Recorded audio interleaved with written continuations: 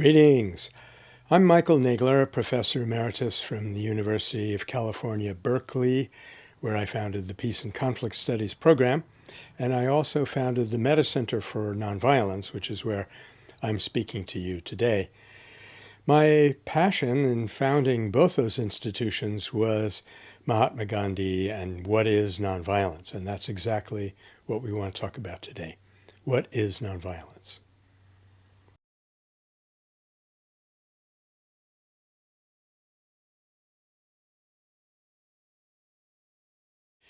Of course, one of the major institutions that we have on this planet today to control violence is the United Nations. One very specific example of that was in 1986, the UNESCO convened a group of 18 distinguished social scientists in the city of Sevilla in Spain to craft a document that came to be known as the Declaration of Seville or the Seville Statement on Violence. The importance of that statement was, at that time, there was a theory that popularizers of science were promoting very widely. It was called the theory of innate aggression, the idea that human beings innately are aggressive and doomed to be violent towards one another, and because of our nature, war was inevitable. Well, the more we study nonviolence, the more we see the wrongness of that proposition. So these 18 scientists definitely showed that scientifically there was no basis whatsoever for saying that human nature was aggressive, or even that nature itself is just purely aggressive. That was very useful.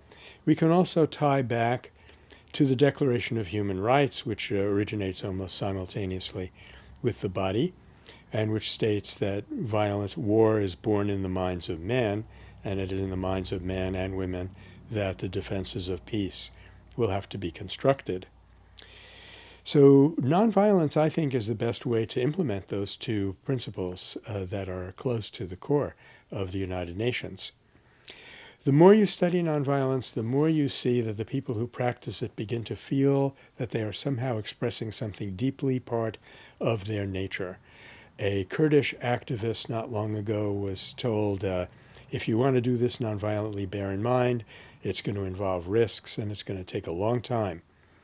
The person posing those questions didn't know that actually nonviolence was safer than violence, and it's actually faster. I will get back to that in a minute.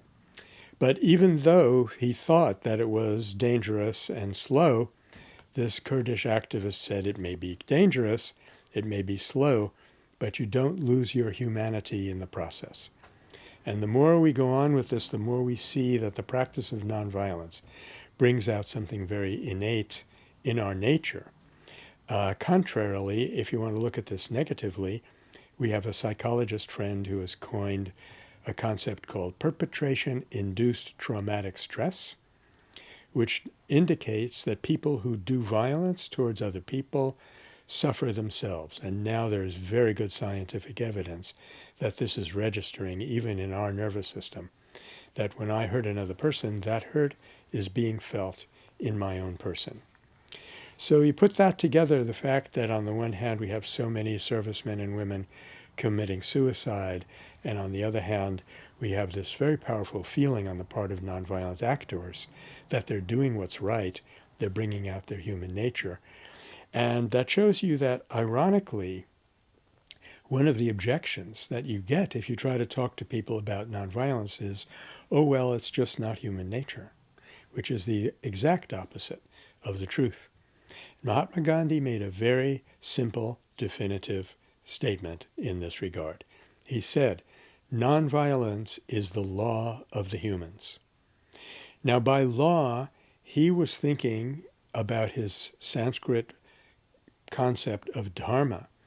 So dharma means law, but it also means the upholding principle, and it can very well be translated as nature. So that is the proposition that I'd like us to begin with, that in exploring nonviolence, we're actually exploring a hitherto untapped potential that's in every one of us by virtue of our being human beings.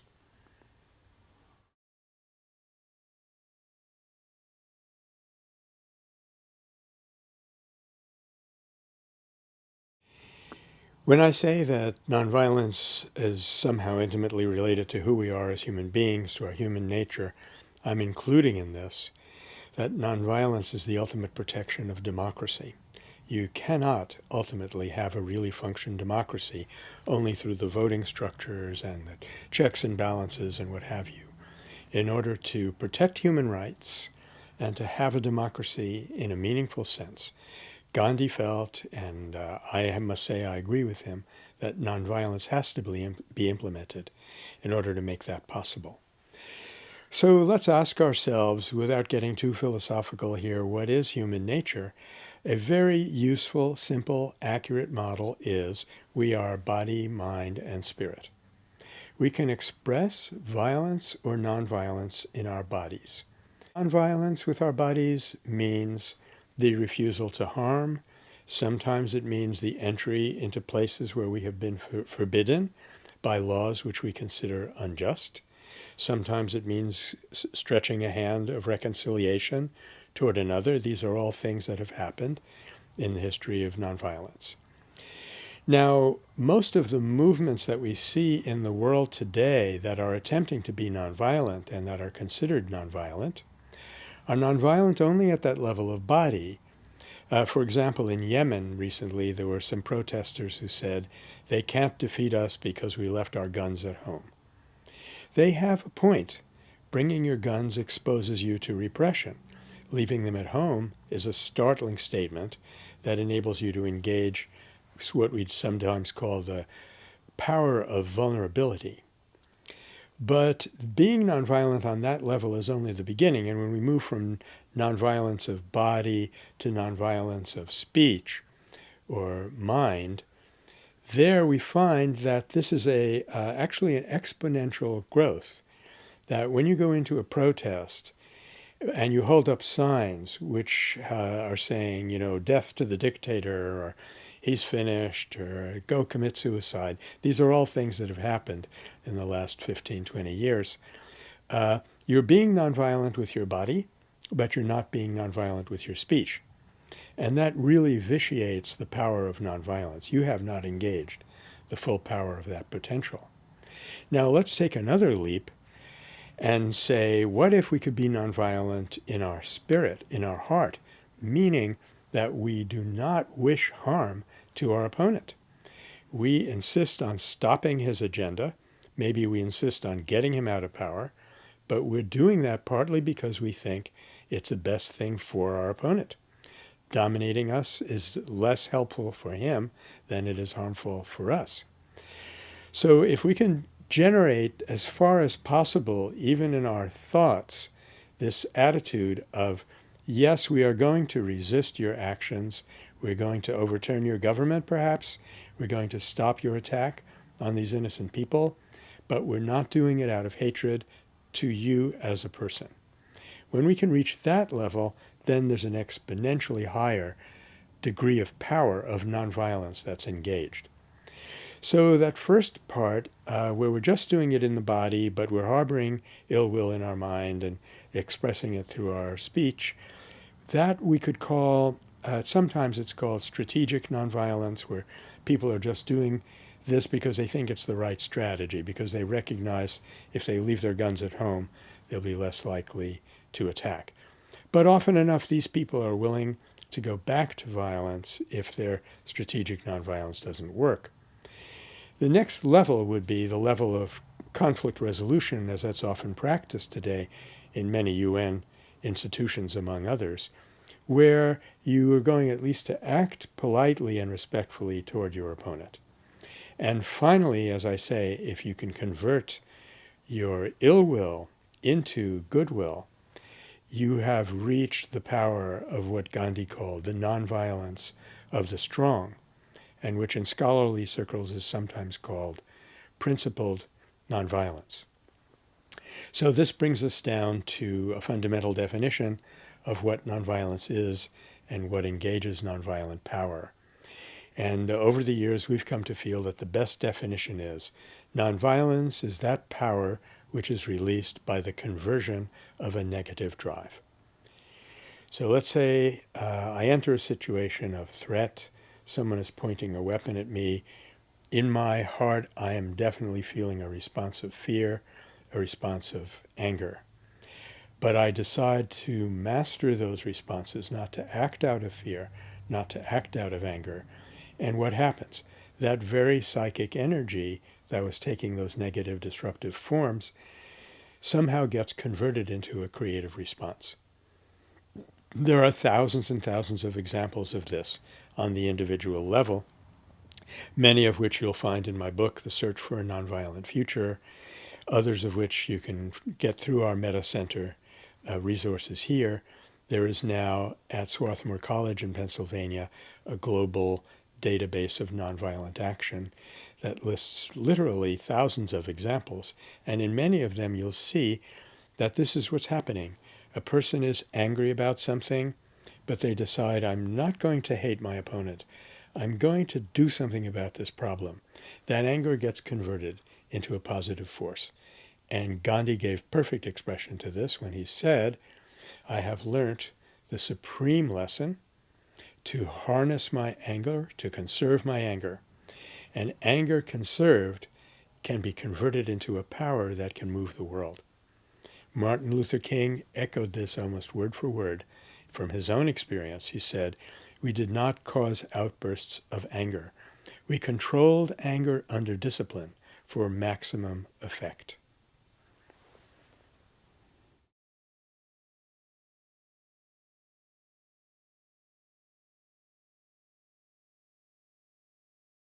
So where are we today with the development of nonviolence as an institution, given that it's an inherent capacity in human nature?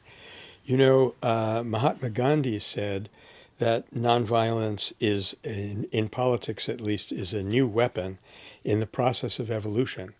Its vast potential is yet unexplored. And he was so right. In the 60s even, people were saying that nonviolence today is about at the state of Marconi. And what is the state of the art of nonviolence today? So where are we today with the development of this tremendous capacity that lies latent in every one of us, the capacity to resolve problems through creative nonviolence? Mahatma Gandhi said that at his day, nonviolence in politics is a new weapon in the process of evolution. Its vast potential is yet unexplored. And even 20 years later, there was an American scholar who said nonviolence today is about where electricity was in the days of Marconi and Edison. Nonetheless, nonviolence of one kind or another, usually that nonviolence of body that I just described, but often enough with people rising to great heights of personal sacrifice and engaging courage and doing incredible things, is spreading like wildfire all over the world.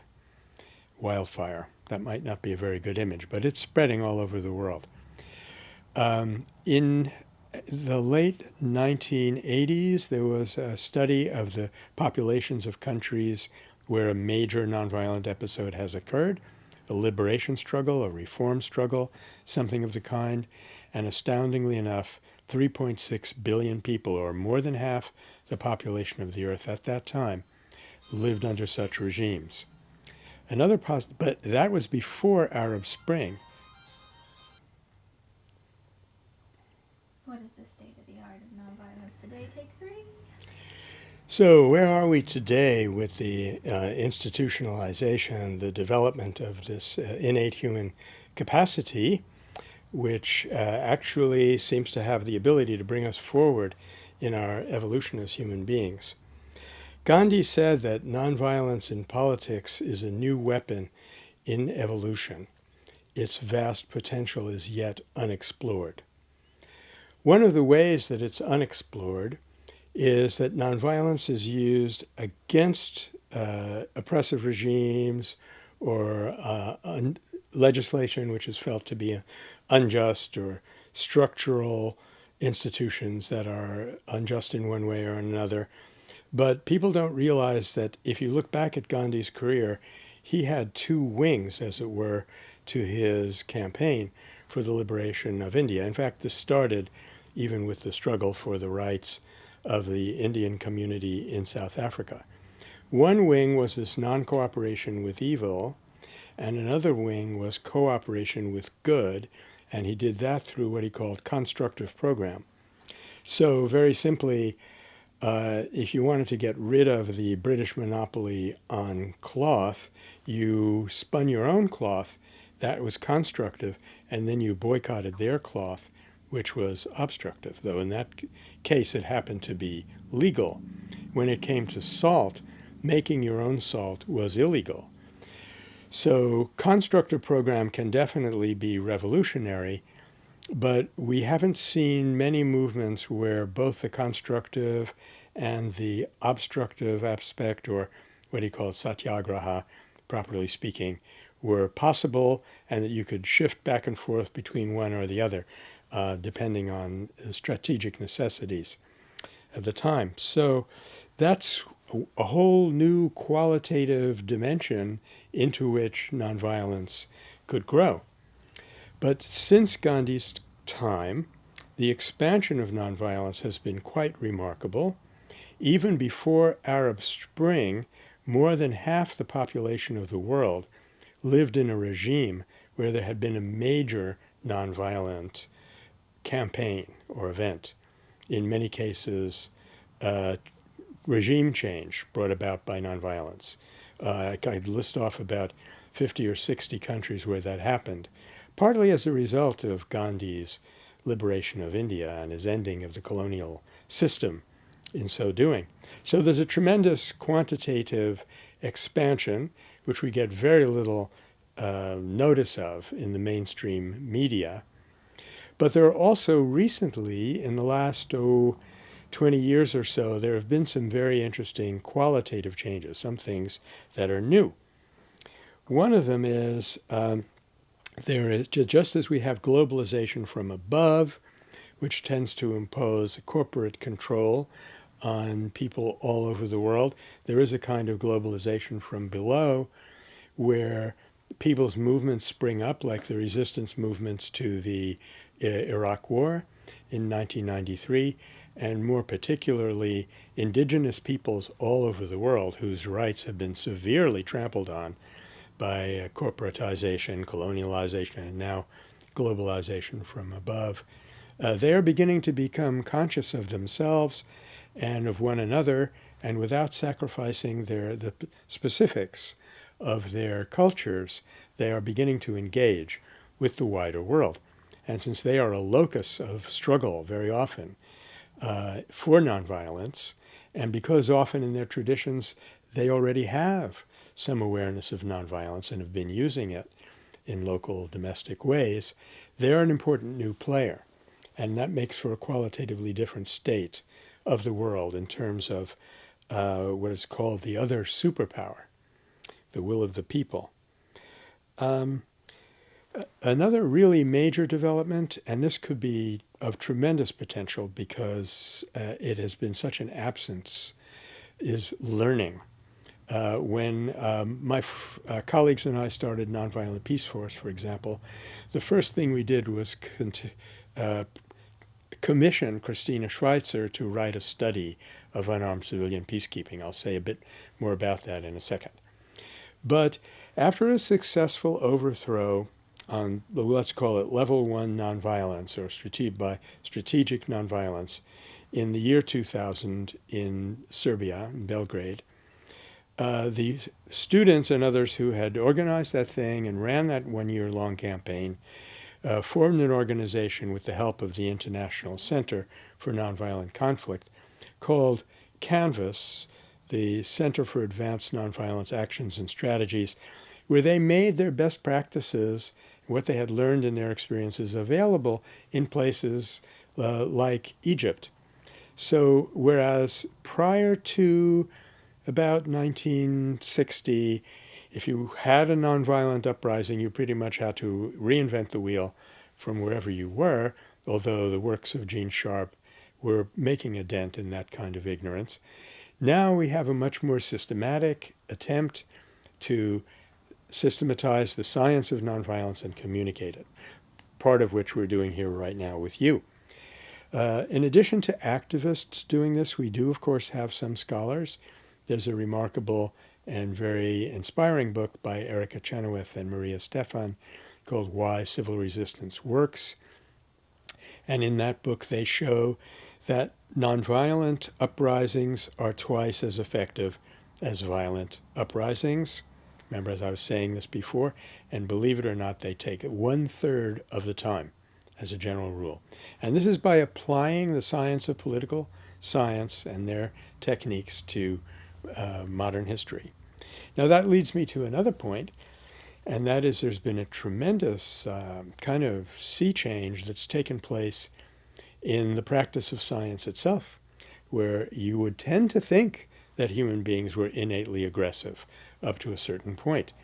You had what one scientist calls this veneer theory that our civilization, a la Freud, is just a thin external shell, and we have all of this unresolved violence within us. We do have unresolved violence within us, but we also have unresolved empathy, tremendous capacities for compassion and love and an ability to serve, and nonviolent institutions will now be able to bring those out more confidently because science, in almost every field of science, is beginning to show this better angel of our nature. And as I mentioned before, the Statement of Seville was a trendsetter for this development. Another thing that's a great deal of help are nonviolent institutions. One of them I've just mentioned, that's unarmed civilian peacekeeping. And I think that that's a potentially hugely important institution because trained, unarmed people going into a conflict area as a third party could be, in the long run, an alternative to the war system.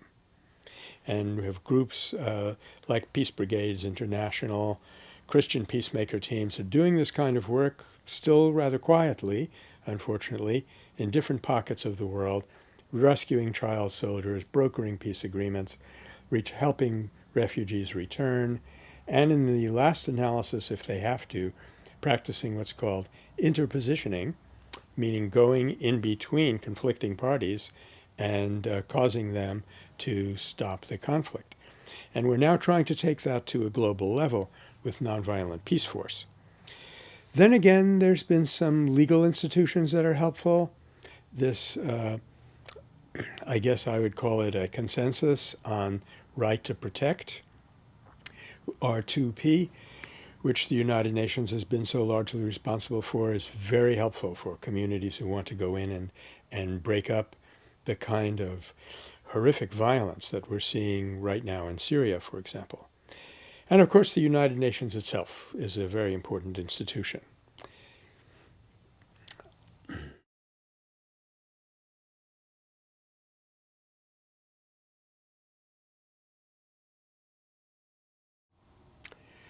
So given what I've been saying about the nature of nonviolence, what would that lead to in terms of some principles that we should follow in carrying it out? We want to always keep in mind that the world is an interconnected whole. And that means that wrong means can never bring about right ends. Using violence to bring about a stable situation, a situation of peace, is a contradiction in terms. It cannot be done. On the other hand, there always are nonviolent means that can be used. One of the reasons that we haven't been able to see this is that nonviolence, being much deeper than a matter of behavior, the body, am I carrying a weapon, am I not carrying a weapon, because it has to do with am I experiencing a sense of kinship with you, or am I experiencing alienation?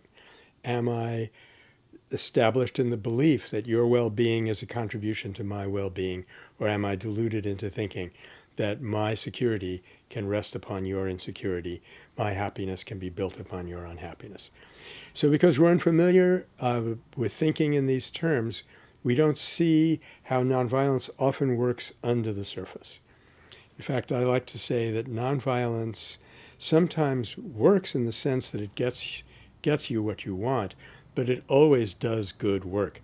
It always injects positive energy into the system. That's going to show up possibly years later. After the Prague Spring uprising in 1968, It looked as though the Czechs were defeated by the Warsaw Pact countries, but in reality, when the Iron Curtain fell in the 90s and the late 80s, what they had learned in that movement and the relationship that they had set up with the Russian controlling powers enabled them to have one of the smoothest, most successful transitions to democracy that took place in that cascade of events with the collapse of the Iron Curtain. So there's quite a contrast here. Violence also sometimes works, by bombing Iraq to an enormous degree. We did get Saddam Hussein to withdraw his armies from Kuwait, but the evils that cascaded out of that situation had not been foretold. So we could say that nonviolence sometimes works, but it always does good work. Violence sometimes works, but it always does bad work. That's an important consideration to have in mind when evaluating nonviolence, because people often look at a nonviolent episode, they see that it fails, they say, okay, nonviolence doesn't work, and they go away. But as one of Gandhi's secretaries said, nonviolence is the kind of thing where you can lose every single battle and still go on to win the war. Gandhi did not get success with the reduction of the salt tax in his climactic campaign in 1930, spring of 1930 in India, but he made it clear by creating what we call a nonviolent moment where the power of nonviolence was pitted against the power of violence, made it very clear that nonviolence prevailed. And as the British historian Arnold Toynbee said, he made it impossible for us to go on ruling India. But he made it possible for us to withdraw without animosity and without humiliation, without rancor and without humiliation. So we should remember that every problem has a solution that can benefit every one of us. We should remember that no one, however badly conditioned they may be, is entirely unreachable. Through the arts of nonviolence, it is theoretically possible to awaken the heart of even the cruelest opponent, and we have many examples of that also. You won't always see this to work in the short run, but again, it'll always take effect somewhere down the road. A very practical principle to have in mind is that you are never against the well-being of a person, only against their project. It's very important, strategically and in principle, in the short term and in terms of its long-term effect on humanity, very important to respect everyone. Do not accept humiliation from anyone, and do not humiliate anyone. You should never be fooled into thinking that you can use that as a strategy that will be successful. As far as possible, we should be proactive. We should take charge, create situations, move forward from win to win. Much better than just waiting to react against an oppression. And we should also bear in mind that some degree of suffering is unavoidable in any major change. As Gandhi said, things of fundamental importance to the people cannot be gained by reason alone. They have to move the heart of the opponent. And to move the heart of the opponent, the fail-safe way to do that, unfortunately, is what he called the law of suffering. But there's an important distinction to make here. Passively suffering something that someone inflicts on you without responding, or responding in kind, is not the kind of redemptive suffering that we're talking about. We're talking about being able to risk punishment, even death if necessary, if things have come to that. We're talking about being willing to take on the suffering that's embedded in a situation rather than inflict it on the opponent. Another really important strategy is to know what your fundamental principles are. What is it that you are not willing to compromise? And be willing to compromise on everything else. Too often we get caught up in these symbols and we get stuck on something that is not of fundamental importance. The most tragic example that I can think of is the Tiananmen uprising in 1984, I believe, in China, when the students got fixated on that one particular piece of real estate. They lost track of the overall issue, which was democratic reforms in China, and they suffered the consequences. Always, as I've mentioned before, look for constructive measures where possible and be obstructive, non-cooperative only when necessary. Always look for concrete measures rather than just symbols. I've started to talk about that. It's good to remember that the Salt March in India was people marching down to the real ocean and getting real salt out of it, which was really illegal. So it's not just marching from one place to another as a sign of protest, it was an actual act of protest. And always be thinking in the long term. Do not, if possible, if you can possibly avoid it, don't sacrifice the future for the present. Remember that the ultimate goal of nonviolence is to repair and restore relationships, not just to readjust structural arrangements.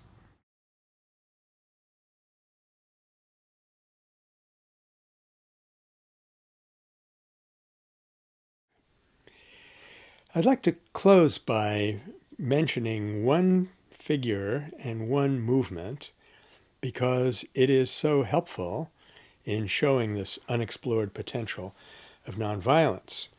The person was Khan Abdul Ghaffar Khan, otherwise known as Badshah Khan or King Khan, otherwise known as the Frontier Gandhi.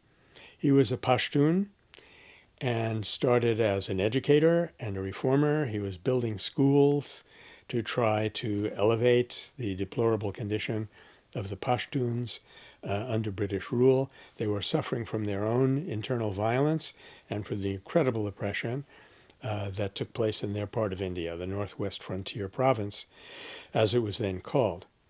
And the movement was the Servants of God, or the Khudai Khidmatgars. And Khan met Gandhi in 1920. It's an incredible story, and I don't intend to tell you the whole thing, though I would love to. But it tends, if you read that story, you see that 5 common myths about nonviolence are exploded by Khan and his movement. The first one is that nonviolence is the weapon of the weak. You do nonviolence because you have no recourse. Well, maybe that's level 1 nonviolence, but that doesn't begin to tap the potential of nonviolence of spirit, or soul force, as Gandhi called it. So the Pathans, or the Pashtuns, were not weak. Nobody would call a Pashtun weak and live to tell the tale.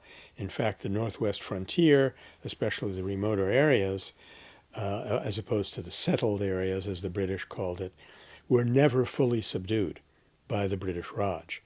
But it is interesting that Khan and his nonviolent movement gained more traction in getting rid of the British in a couple of decades than the brave Pathan warriors, with their incredible self-sacrificing courage and marksmanship, had done in 200 years. So reading his story, you see immediately that nonviolence is not a weapon of the weak. Gandhi once said, I can make a violent person into a satyagrahi, a nonviolent person. I cannot do that with a coward. So because the Pashtuns were in fact violent, they had a large capacity to convert into nonviolence. In a smaller way, we see this even in our schools today, where sometimes the biggest troublemakers turn out to be the best mediators when you give them the opportunity to do that. So that's myth number 1. Nonviolence is a weapon of the strong. It's a weapon of the particularly brave.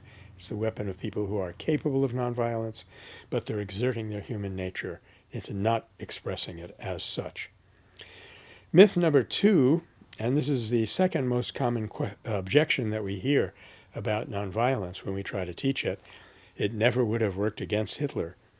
As a matter of fact, it worked very well against Hitler when it was tried in 1943, but Badshah Khan showed that it worked even against the British when the oppression of the Pathans in that northwest frontier was nothing short of brutal. It was unbelievable. people, unresisting people were machine gunned, they were stripped, beaten, tortured, dragged through cesspools, etc., etc.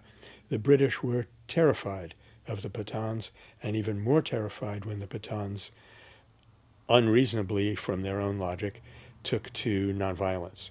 So that nonviolence could prevail, and in a sense it did prevail, though the Kudai Khidmatgars were eventually all jailed.